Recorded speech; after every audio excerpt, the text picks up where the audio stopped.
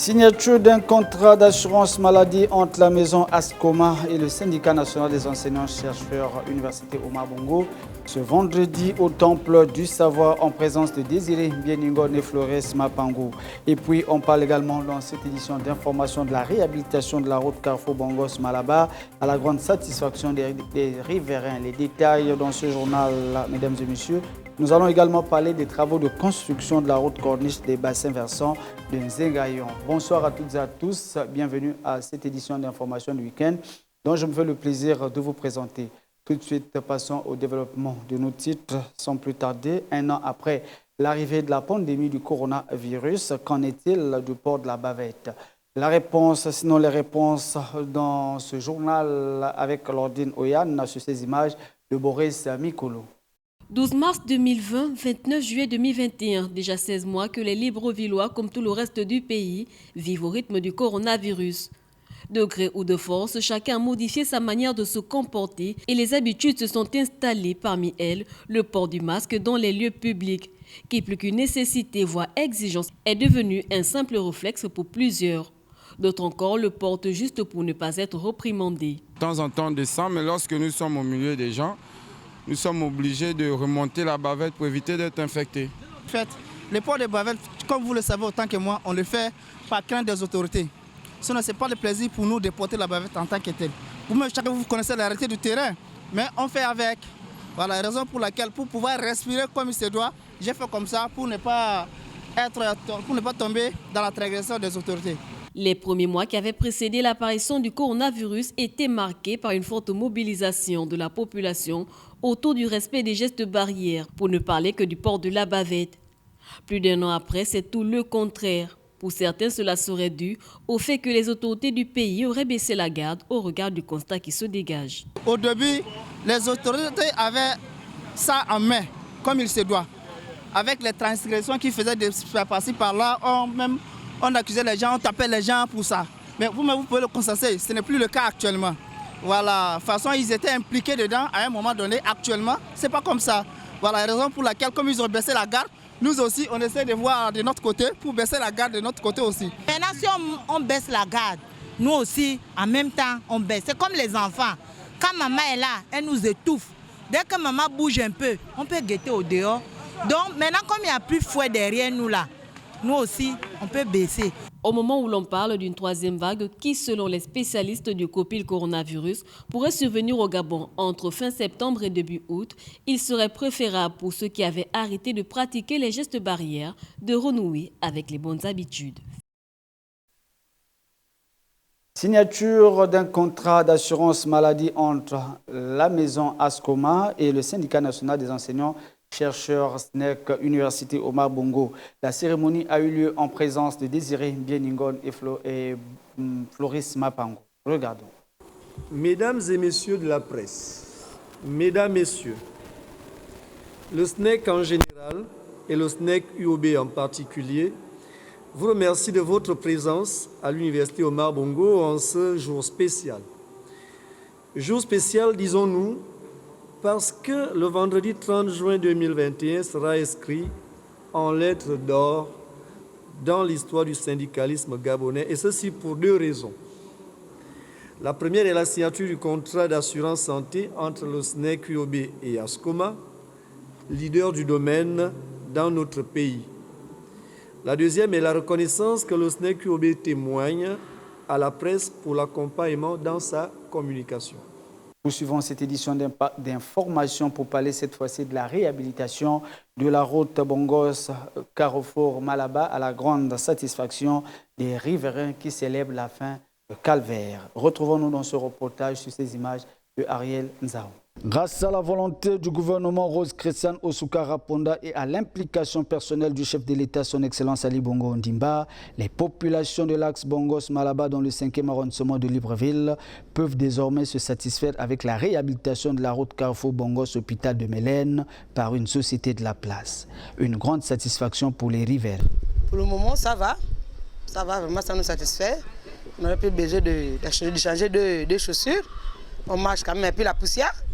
Preuve que là, ils sont maintenant avec la bouche, tranquillement. L'habitude, c'était que je suis fermé.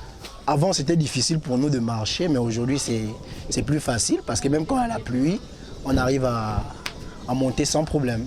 Et aussi les commerces qui se font en bordure de route, aujourd'hui, ils sont libres. Déjà, ils reçoivent des clients à cause de ça, à cause des taximans et en fait des véhicules qui passent régulièrement. Ça les permet de s'en sortir dans leur commerce. Donc, c'est pourquoi on dit que c'est une bonne chose qu'on a apportée ici dans le quartier. Vraiment merci à la personne qui l'a fait. Cette route d'une importance capitale présenterait beaucoup d'anomalies selon les usagers qui estiment que les travaux n'ont pas été faits selon les règles de l'art. Vraiment, il y a de cela quelques années, la même route a été refaite, mais ça ne dure pas. En fait, comme les Chinois disent toujours, petit argent, petit travail. Et du coup, on compte encore les années. Peut-être d'ici 2022 ou 2023, il y aura toujours les cassés. Et on va toujours revenir au même niveau. Mais il y a des petites retouches qu'il faut faire. Surtout, remettre le goudron comme il fallait. Hein, partout. Parce que ce que les Chinois ont mis, eux-mêmes ils ont dit que petit travail, petit argent, petit travail. Donc ils ont fait petit travail. Donc il fallait que si c'est Sokoba qui vient maintenant, faire la route, donc il devait mettre la couche partout. Une seconde faute à relever, le manque de trottoirs, mais aussi et surtout l'absence de dos d'âne, car depuis sa livraison, les automobilistes roulent ici à tombeau ouvert, sachant que c'est une zone fortement peuplée. Il n'y a pas de trottoir, il n'y a pas d'eau d'âne. On a peur pour nos enfants là, c'est ça. On a peur pour nos enfants, c'est ça. Mais il y a des choses qui manquent. Il y a le trottoir qui manque, il y a les dos d'âne qui manquent. Il devait quand même mettre au moins des ralentissements des véhicules. Cette route fraîchement livrée aux populations de la zone Carrefour Bongos Malaba sortie Carrefour Pharmacie du PK11, si elle est bien entretenue, pourra faire le bonheur des habitants et commerçants qui commencent déjà à s'y installer. Les populations de Malaba, toujours dans le 5e arrondissement de Libreville, s'inquiètent de l'arrivée prochaine des pluies, souvent source d'inondations mais aussi d'insomnie à répétition dans la zone de Deux Collines. Plus de précisions dans ce reportage de Lordine Oyane sur ces images de Ariel Nzao. Malaba, dans le 5e arrondissement de la commune de Libreville. Dans ce quartier périphérique de la capitale, certains habitants font quotidiennement face aux problèmes d'inondation, occasionnés par une absence de canalisation pouvant assurer l'évacuation des eaux. Une situation qui les accable depuis des années déjà. L'eau vient, ça s'accumule, ça remonte dans nos maisons. Partout, vous voyez les maisons en étage là.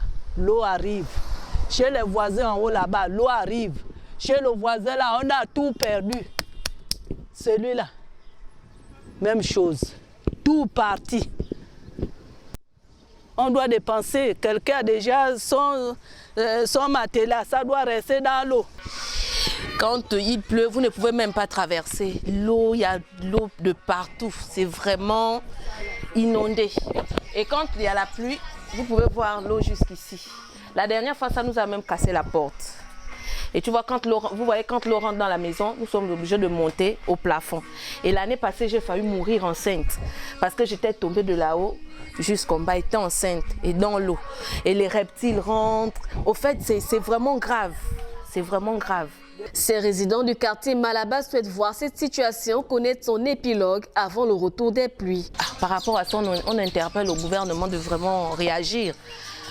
La manière dont nous aussi on aide le gouvernement, c'est comme ça, eux aussi peuvent nous aider en retour. C'est tout ce qu'on demande. Parce qu'aujourd'hui, on va parler, demain, ça va aboutir à rien. Donc, on demande juste l'aide.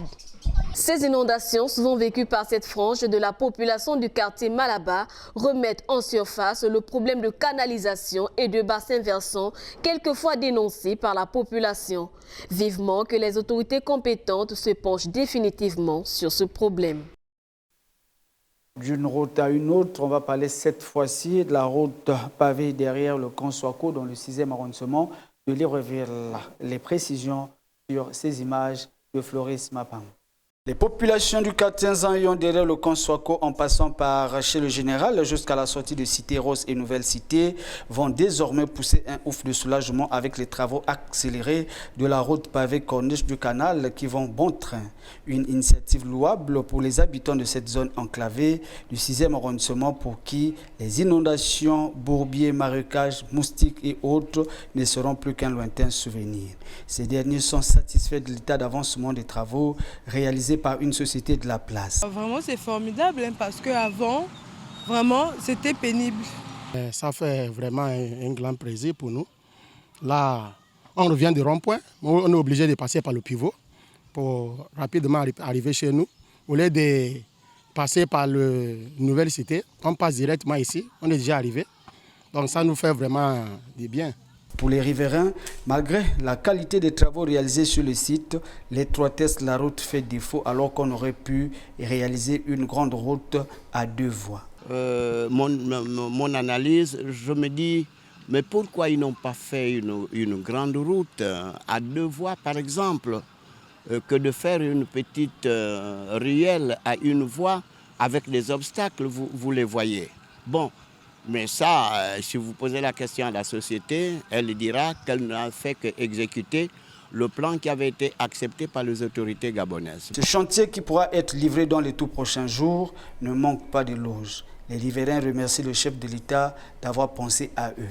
Ah mais merci au gouvernement parce que c'est grâce à eux qu'on a maintenant ce genre de route-là. Parce qu'auparavant, c'était vraiment très pénible, très pénible. C'était pas vraiment, je sais pas quoi, comment dire. C'était très dégueulasse, très sale, il y avait des inondations. Quand il pleut, tu ne peux pas passer par là, c'est impossible. Vraiment, on remercie vraiment le président de la République. Parce qu'ici, avant, vraiment, quand vous voyez vous-même, tout ça là, c'était inondé. Quand il y avait les petites pluies, les grandes pluies, vraiment, on n'arrivait même pas à sortir, même les appareils, tout, ça c'est gaspillé. Seule fausse note à retenir sur ce tronçon, c'est l'incivisme des riverains car avant même la livraison du chantier, le canal chargé d'évacuer les eaux en aval souffrirait déjà de la maladie dépotoir de tout. Ce, malgré la bonne volonté des autorités, comme le dit l'adage, à beau chasser le naturel, il revient au galop. Enfin, micro-trottoir à présent qui attrape la télécommande lorsque la série et le match passent au même moment à la télé. Les avis des uns et des autres dans ce micro-trottoir de Ariel Nzao. C'est le mari. Parce que c'est lui l'homme, il passe là toute la journée hors de la maison. Madame, pendant ce temps à la maison, elle regarde la télé et tout. Donc le soir, quand il arrive, s'il a les infos à regarder, il a bien le droit. Si les deux travaillent, là, c'est compliqué. Parce que madame va vouloir regarder ses séries, monsieur va vouloir regarder son match ou bien encore le journal, donc là. On respecte l'homme, c'est l'homme avant tout en fait, c'est pas la femme. L'homme, la télécommande. Et puis j'attends après pour suivre mes séries. En tout cas, c'est papa qui discute la télécommande avec moi. Donc ça discute souvent. Et chaque fois c'est comme ça. Et je vous dis que ça discute, soit c'est lui, soit c'est moi. Et puis c'est comme ça. Normalement, bon, je pense que ce sont les... Enfin, je ne sais pas. C'est peut-être qu'il faut avoir 2 télévisions, peut-être. Mais c'est le mari. Puis le match sera rediffusé. La série sera rediffusée. Donc tu laisses au mari de prendre d'abord la télécommande en attendant. Puis je laisse au mari, il regarde la télévision, il suit son match, on le suit ensemble. Et puis mais la série sera rediffusée. Ça va se reprendre, reprendre toute la semaine. Il n'y a pas de problème. On se discute la télécommande, si je peux me permettre de dire, voilà. Et puis c'est l'homme qui remporte, on est obligé de céder et puis on laisse le monsieur suivre le match. Là, il y a l'opposition. J'impose, je regarde mon football, je regarde le football. Le monsieur suit le match au bar, pas à la maison. Moi, il doit suivre ma série. Il achète la télé pour qui? La télé, c'est pour moi. Hein? Si, voilà, il doit suivre le match au bar. Il va faire débat avec moi. Non? Généralement, les hommes suivent la télé en groupe pour faire des commentaires par-ci, par-là. D'accord? Mais quand il est à la maison, là, il faut vérifier l'état de santé de ce monsieur. Il est sûrement malade. Hein? Ou bien il a eu un souci au travail. du tic au tac, le match s'il le trouve à la maison. Il profite de l'occasion, mais généralement, c'est la femme qui doit rester là à suivre sa série. Que voulez-vous? Qu'elle suive la télé chez la voisine? Ou bien? Moi, je trouve quoi? C'est la fin de cette édition d'information du week-end dont je me suis fait le plaisir de vous présenter, mesdames et messieurs. Avant que de se dire au revoir, le rappel des titres. Signature d'un contrat d'assurance maladie entre la maison Ascoma et le syndicat national des enseignants-chercheurs Université Omar Bongo le vendredi au Temple du Savoir en présence de Floris Mapango et Désiré Bieningone. Dans ce journal, nous avons également parlé de la réhabilitation de la route Carrefour-Bangos-Malaba à la grande satisfaction des riverains. Vous avez eu les détails.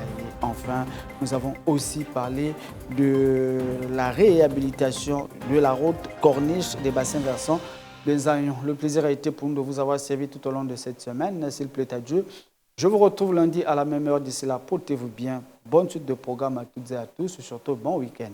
Ciao.